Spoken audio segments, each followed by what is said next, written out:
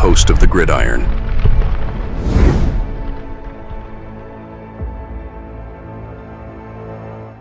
You got to find something good about this season. Well, one of the things you can feel kind of good about is Tyrone, Tracy, and Malik Nabers. As long as they stay healthy, they're on pace to do a feat. It's only happened in NFL history 2 other times, right?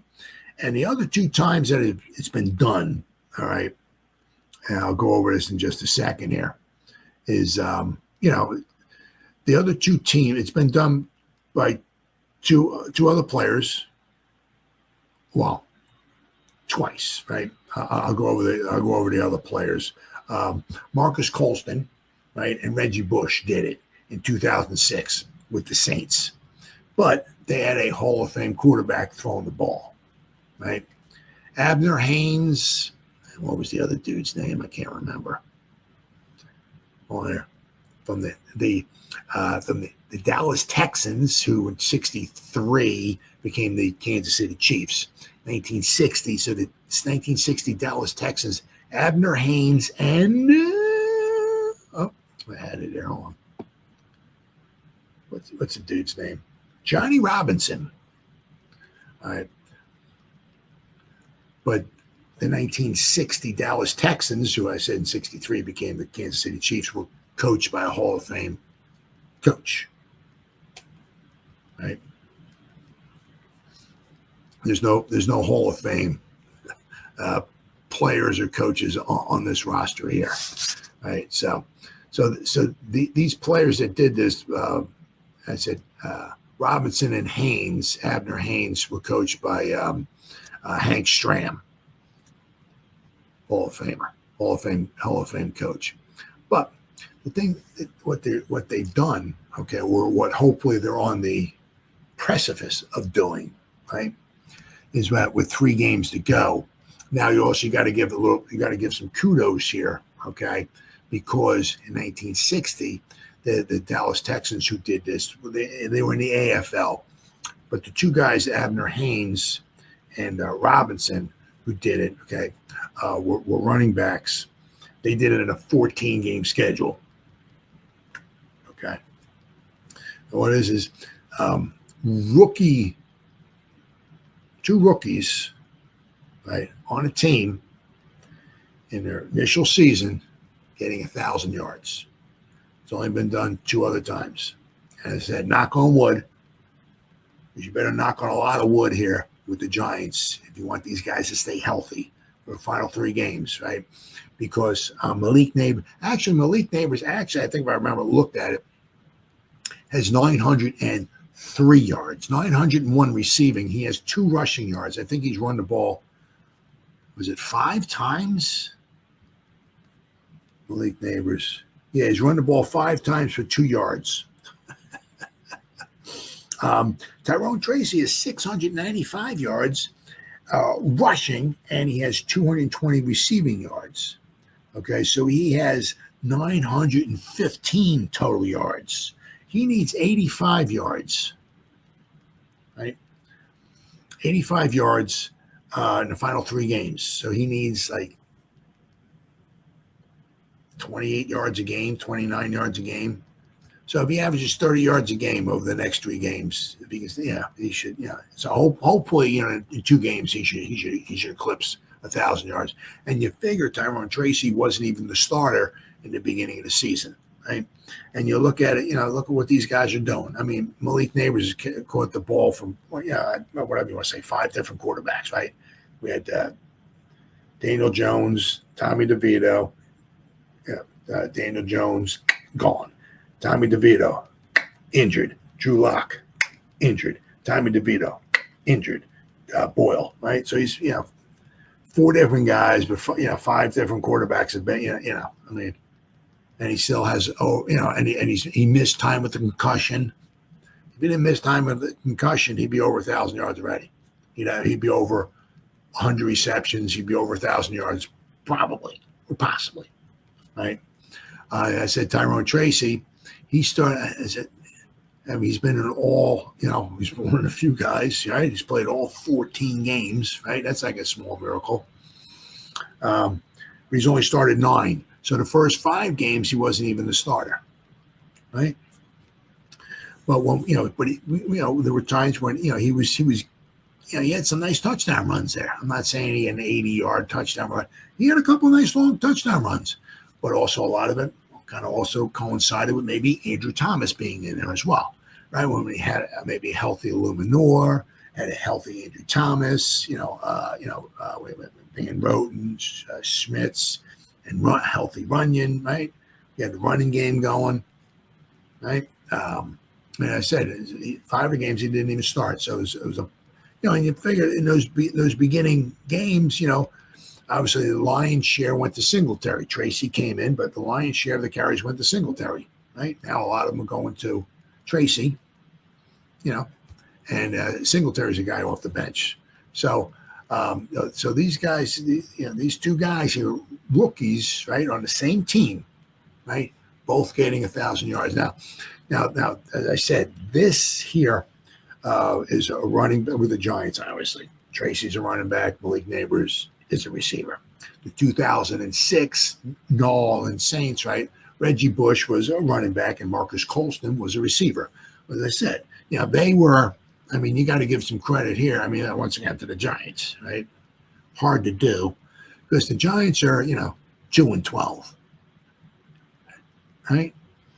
The 2006 New Orleans Saints were. Let me pull it down. Here we go. We're 10-6. They finished first in the NFC South, and they lost in the championship game to the Bears. But they beat the Eagles in the first round, in the divisional round, and they lost the championship. So, I mean, the Saints were a very good team that year. And, of course, that Hall of Famer Drew Brees throwing a football to him. There ain't no Hall of Famer throwing a football here to Malik Nabers, right? There's no Hall of Famer here handing the ball off to Tyrone Tracy, right?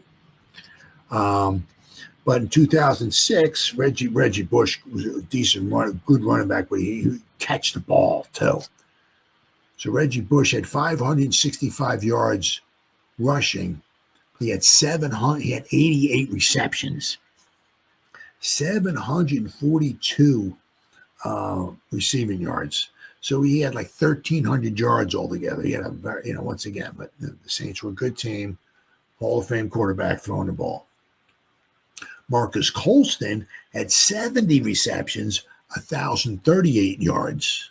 Once again, Drew Brees was throwing the football, right? So, I mean, they had Colston at 1,000 yards, over 1,000 yards, and Reggie Bush, obviously, fantastic college ball player, had about 1,300 total yards. But it said he only had 155 carries. But and he only averaged 3.6 yards a carry, but he had 88 receptions, right? Then we go to the 1960 Dallas Texans, who I said again in 1963 became the Kansas City Chiefs. Hank Stram, Hall of Fame coach Hank Stram, right, was their coach. But both of these guys were rookies, but they were both running backs.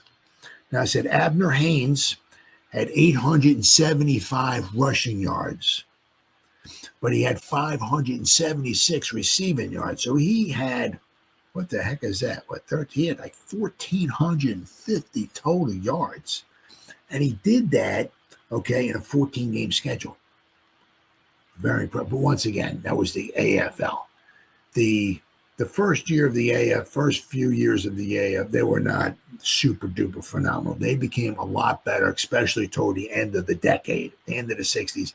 The AFL was comparable to the NFL, right? In 1960, 61, whatever like that, it was kind of like the Wild Wild West. I mean, some of those defenses were not really good defenses, so you could put up a lot of yards, especially in 1960. But so Abner Haynes was a halfback. Johnny Robinson was a halfback as well for the Dallas Texans in 1960. So both these guys, Abner Haynes was 23. Johnny Robinson was 22. So Johnny Robinson was the right halfback. He had 458 yards rushing, but he had 611 yards receiving. add that together, he had over 1,000 yards. But once again, both those guys did it in over only a 14-game schedule. Now, the one thing that is kind of interesting, and I always put together. Where are we at? I'm gonna scroll down. I always put together, like with the Kansas City Chiefs and everything like that. I always combined the two with Len Dawson, right? Well, Len Dawson wasn't there. I mean, they didn't do much of their when they gained yards, the Dallas Texans back in 1960. A lot of it was rushing yards. Hank Strand was a very good coach. He could write up a lot of good plays and everything like that. But their quarterback then was, I never even heard of this guy, Cotton Davidson. He had a 6-6 record. He completed 47% of his passes. I mean, he threw for 2,474 yards in he started 12 games. So he had averaged 200 yards passing a game. So I mean, they didn't have a phenomenal quarterback throwing the football for the 1960 Dallas Texans, but so you look around the league and this, that, and the other thing, see all these guys gaining all these yards and this and that and all that stuff and everything. And, you look at the Giants and like, man, we suck, but you can, it's only happened, it hasn't happened yet, but these guys can stay healthy. Like, God willing, these guys can stay healthy, right? Over the course of the last 3 games, right? Tyrone Tracy Jr., right? And Malik Nabers hopefully will accomplish something that's only happened 2 other times I can't even say NFL history because the one happened in the AFL, 1960, right? Football history. So it's pretty doggone impressive. So that goes to show you, Shane's, you look at his first 2022 and 2023 draft classes, and, he's had a hit here or so, whatever, but he's had some misses. But you got to look at this last draft class he's had between Malik Nabers, Newman, Phillips, Theo Johnson, and Tracy, and even Murasow, maybe. But, he did a very good job with those 6 draft picks. If he can duplicate that again this coming season, that would be huge. We need another good 5 or 6 guys and start, inserted into this team without question. So we'll have to wait and see.